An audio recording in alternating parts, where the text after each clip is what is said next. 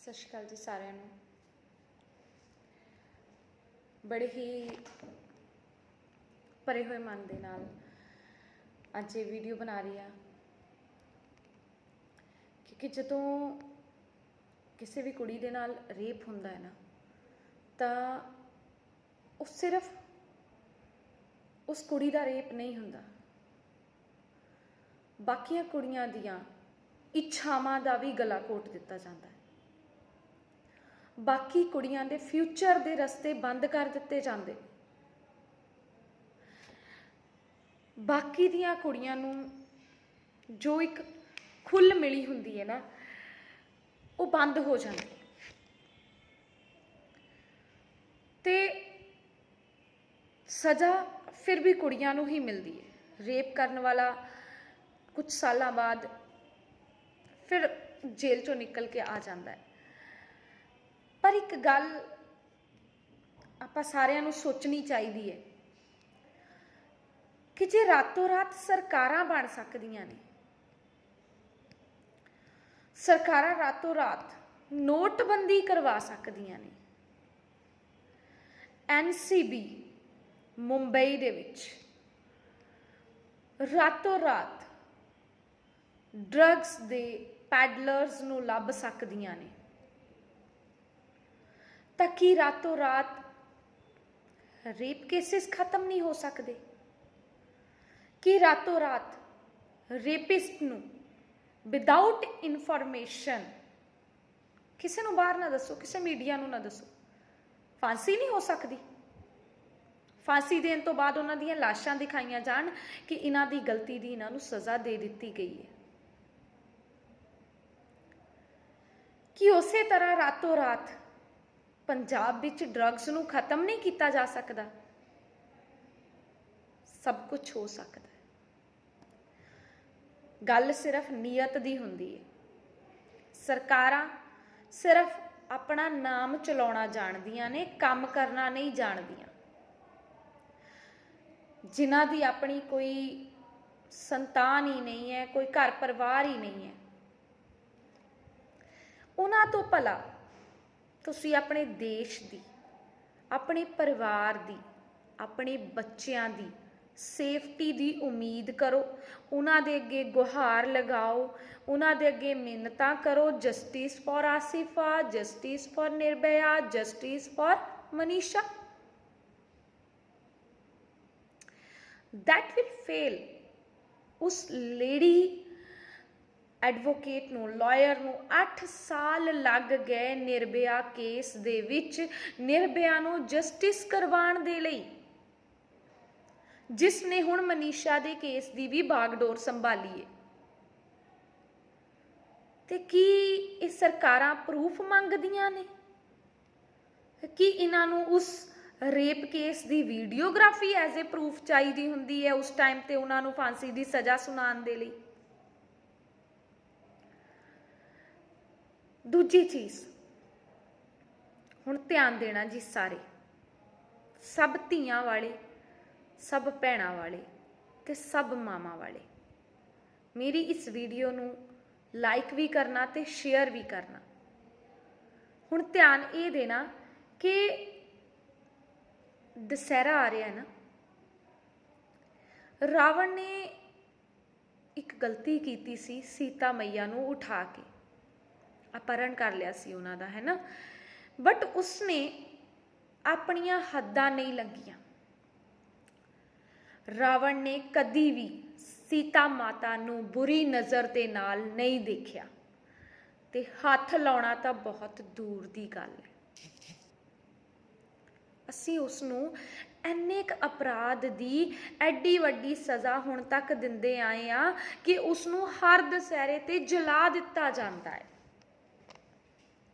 ਐਡੀ ਵੱਡੀ ਸਜ਼ਾ ਅਸੀਂ ਰਾਵਣ ਨੂੰ ਦਿੰਦੇ ਹਾਂ, ਤੇ ਕੀ ਰਾਮ ਭਗਵਾਨ ਖੁਸ਼ ਹੁੰਦੇ ਹੋਣਗੇ ਜਦੋਂ ਉਹਨਾਂ ਨੂੰ ਪਤਾ ਹੈ ਕਿ ਰੀਅਲ ਰਾਵਣ ਇਸ ਧਰਤੀ ਦੇ ਉੱਤੇ ਹਜੇ ਵੀ ਜੀਂਦੇ ਘੁੰਮ ਰਹੇ ਨੇ? ਉਹਨਾਂ ਨੂੰ ਕੋਈ ਸਜ਼ਾ ਦੇਣ ਦੇ ਲਈ ਅੱਗੇ ਹੀ ਨਹੀਂ ਆ ਰਿਹਾ। ਸਜ਼ਾ ਤਾਂ ਕੀ ਦੇਣੀ ਹੈ? ਉਹਨਾਂ ਰਾਵਣਾ ਤੋਂ ਧੀਆਂ ਨੂੰ ਬਚਾਉਣ ਦੇ ਲਈ ਵੀ ਕੋਈ ਅੱਗੇ ਨਹੀਂ ਆ ਰਿਹਾ। ਤੇ ਕੀ ਤੁਸੀਂ ਸੋਚਦੇ ਹੋ ਸਾਡੇ ਪਰਮਾਤਮਾ, ਸਾਡਾ ਕੋਈ ਵੀ ਗੋਡ ਖੁਸ਼ ਹੋ ਜਾਂਦਾ ਹੈ ਸਾਡੇ ਤੋਂ?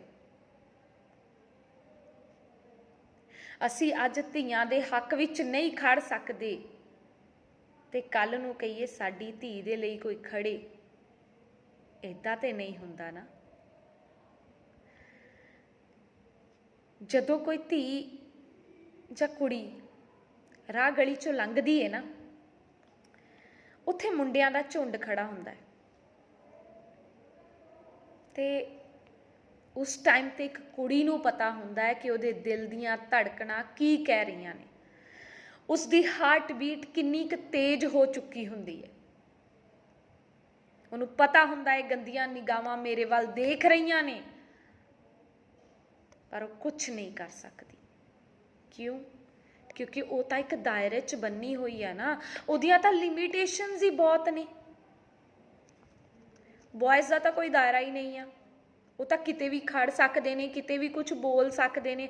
ਆਪਣੀਆਂ ਧੀਆਂ ਭੈਣਾਂ ਨੂੰ ਕਿਸੇ ਮੁੰਡੇ ਦੇ ਨਾਲ ਗੱਲ ਕਰਨੋਂ ਰੋਕਦੇ ਨੇ, ਪਰ ਖੁਦ ਕਿਸੇ ਦੀਆਂ ਧੀਆਂ ਭੈਣਾਂ ਨੂੰ ਨੰਬਰ ਵੰਡਦੇ ਫਿਰਦੇ ਨੇ। ਤੇ ਜਦੋਂ ਕੋਈ ਕੁੜੀ ਉਹਨਾਂ ਨੂੰ ਮਨਾ ਕਰ ਦਿੰਦੀ ਹੈ, ਫਿਰ ਉਹ ਉਸ ਤੋਂ ਵੀ ਘਿਨਾਉਣਾ ਅਪਰਾਧ ਕਰਦੇ ਨੇ, ਉਸ ਦੇ ਉੱਤੇ ਤੇਜ਼ਾਬ ਪਾ ਦਿੰਦੇ ਨੇ। ਜੇ ਇੱਦਾਂ ਵੀ ਨਾ ਗੱਲ ਬਣੇ ਤਾਂ ਫਿਰ ਉਸ ਨੂੰ ਕਿਡਨੈਪ ਕਰਕੇ ਉਸ ਦਾ ਗੈਂਗ ਰੇਪ ਕਰ ਦਿੱਤਾ ਜਾਂਦਾ ਹੈ ਤੇ ਕਿਹਾ ਜਾਂਦਾ ਹੈ ਲੈ ਲਿਆ ਮੈਂ ਹੁਣ ਤੇਰੇ ਤੋਂ ਬਦਲਾ। ਉਹਨਾਂ ਦੁੱਖਾਂ ਨੂੰ ਕਦੀ ਆਪਣੇ ਸਰੀਰ ਦੇ ਉੱਤੇ ਸਹਿਣ ਕਰਕੇ ਦੇਖਣਾ। ਸਹਿਣ ਤੇ ਮਰਦ ਜਾਤ ਨਹੀਂ ਕਰ ਸਕਦੀ, ਪਰ ਹਾਂ ਫੀਲ ਤੇ ਕਰ ਸਕਦੇ ਹੋ। ਜੋ ਦੁੱਖਾਂ ਤੇ ਪੀੜਾਂ ਦੇ ਵਿੱਚੋਂ ਇੱਕ ਧੀ ਸਾਰੀ ਜ਼ਿੰਦਗੀ ਨਿਕਲਦੀ ਹੈ, ਉਹਨਾਂ ਦੁੱਖਾਂ ਤੇ ਪੀੜਾਂ ਦਾ ਅਹਿਸਾਸ ਵੀ ਕੋਈ ਨਹੀਂ ਕਰ ਸਕਦਾ। ਫਿਰ ਕਿਵੇਂ ਕਹਿ ਸਕਦੇ ਹਾਂ ਕਿ ਅਸੀਂ ਦੁਸਹਿਰੇ ਦੇ ਉੱਤੇ ਰਾਵਣ ਜਲਾਣਾ ਹੈ? ਕਿਉਂਕਿ ਉਹਨੇ ਸੀਤਾ ਮਾਤਾ ਦਾ ਅਪਹਰਣ ਕੀਤਾ ਸੀ, ਪਰ ਉਹਨੇ ਸੀਤਾ ਮਾਤਾ ਨੂੰ ਬੁਰੀ ਨਜ਼ਰ ਨਾਲ ਨਹੀਂ ਤੱਕਿਆ। ਅੱਜ ਸਾਡੀਆਂ ਸਰਕਾਰਾਂ ਗੂੰਗੀਆਂ, ਬੋਲੀਆਂ, ਸਭ ਕੁਝ ਅਪਾਹਜ ਵੀ ਨੇ, ਤਾਂ ਕੀ ਅਸੀਂ ਯੰਗਸਟਰਸ ਕੁਝ ਨਹੀਂ ਕਰ ਸਕਦੇ? ਕੀ ਅਸੀਂ ਯੰਗਸਟਰਸ ਜਿਹੜੀਆਂ ਅਗਲੀਆਂ ਨੈਕਸਟ ਵੋਟਾਂ ਆਣੀਆਂ ਨੇ, ਕਿ ਅਸੀਂ ਲੋਕਾਂ ਨੂੰ ਅਵੇਅਰ ਨਹੀਂ ਕਰ ਸਕਦੇ ਕਿ ਇਹਨਾਂ ਦੇ ਵਿੱਚੋਂ ਕਿਸੇ ਨੂੰ ਵੀ ਵੋਟ ਨਹੀਂ ਪਾਣੀ, ਚਾਹੇ ਫਿਰ ਉਹ ਕੋਈ ਵੀ ਸਰਕਾਰ ਹੈ।